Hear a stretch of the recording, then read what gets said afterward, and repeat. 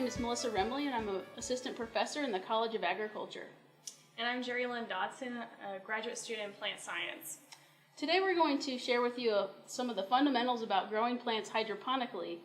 The basic concept of hydroponics is that it's growing plants without using soil. In this case, we have a net pot that has holes in it, and we germinated some wheat plants in these small cubes of rock wool.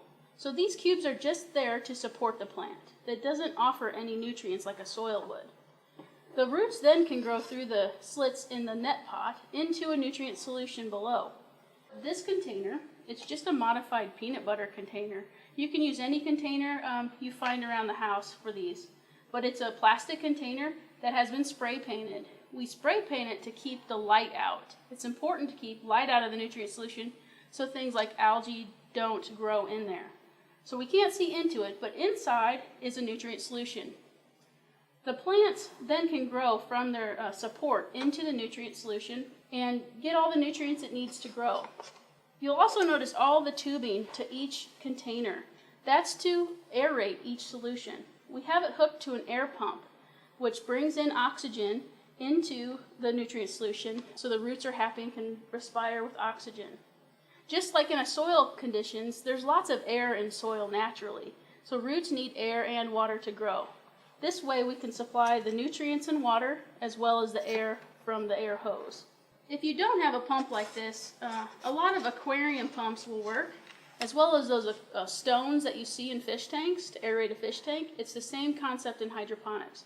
We want to increase the oxygen level in that water as much as possible.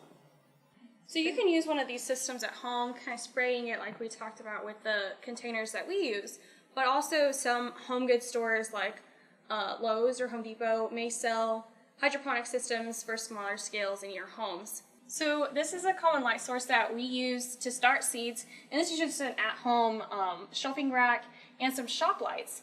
And this does well when you're starting seeds, and as they become larger plants, we would typically move it to a natural light source when they get larger, as we have a greenhouse upstairs, but outside or by windows would be adequate light once they got larger.